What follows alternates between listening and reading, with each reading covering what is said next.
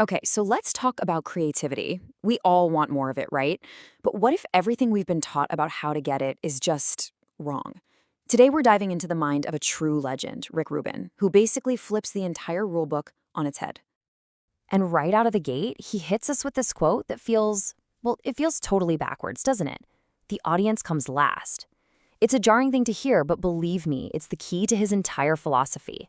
So, how can that possibly be right? Now, before you just write that off as crazy talk, let's just take a second to remember who we're dealing with here. This is the guy who helped create iconic albums for Johnny Cash, Adele, the Red Hot Chili Peppers, the Beastie Boys. The list is insane.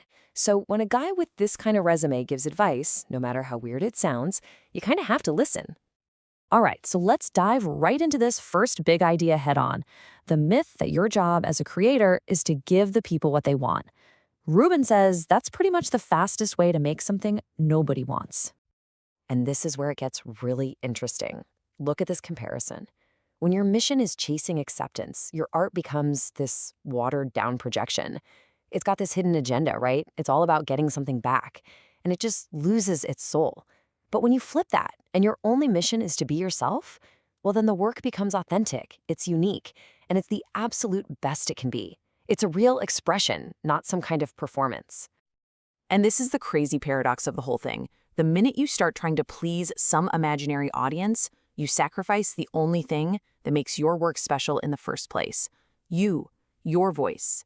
The real magic, Rubin says, happens when you just stop trying so damn hard to get that acceptance. Okay, so if creating for other people is a trap, what about creating for, success?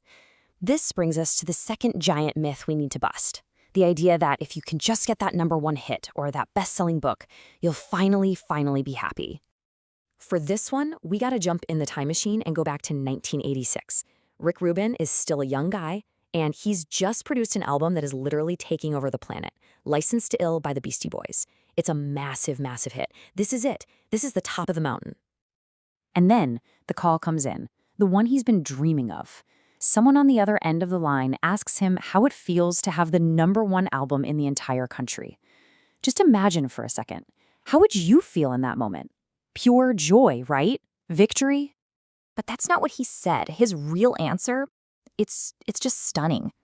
At the absolute peak of his professional life, he was at the lowest point of his personal life. And this moment tells us such a deep and honestly a painful truth. And this is the lesson right here. External success doesn't fix your internal world. If you're chasing a goal because you think it will finally make you whole or solve your problems, getting there can be the most hopeless feeling in the world because you realize nothing's changed. It's still just you, but now you've got a gold record on the wall. That's it. Which brings us to myth number 3. And this one might be the most damaging one of all. It's the myth of the genius. The idea that the people who make the things we love are just a different species than the rest of us. Rubin he completely dismantles this idea. He calls it a mythology, this whole idea of special people up on some creative Mount Olympus, while the rest of us are down here on the ground. He's like, no, that's not how it works. We're all just people trying to figure it out. And if you need proof, just look at his own resume. By his own admission, he says he barely plays any instruments, knows next to nothing about music theory, and has zero technical skill on a mixing board. So you have to ask, what on earth is he getting paid for? And here it is, the big secret. It's not about the technical stuff. It's about taste. It's about having the confidence in what he likes and what he doesn't like, and being able to communicate that feeling to an artist. And let's be clear, that's not some superpower. That's something every single one of us has. Okay, so if it's not about the audience, and it's not about success, and it's definitely not about being a genius, then what is it about? Well, this is where Rubin offers us a totally new way to think about creativity. He calls it a way of being.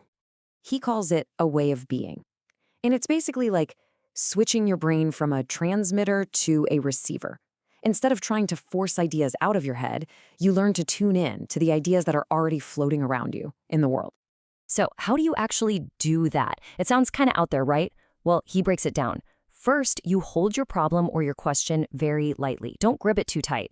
Second, you get quiet. Meditate, take a walk, whatever works. Just pay attention.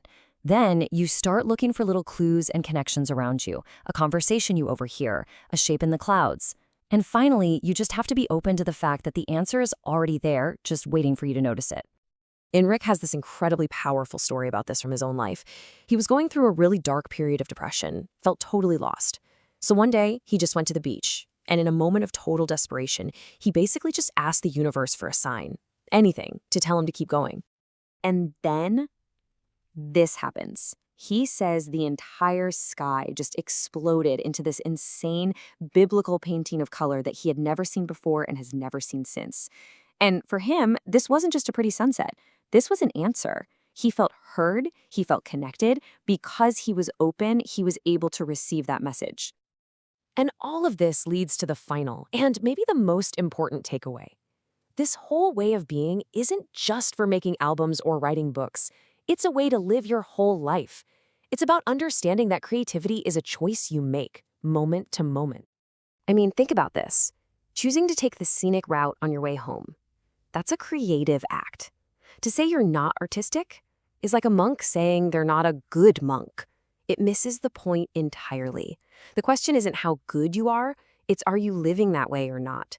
We are all artists, all day, every day.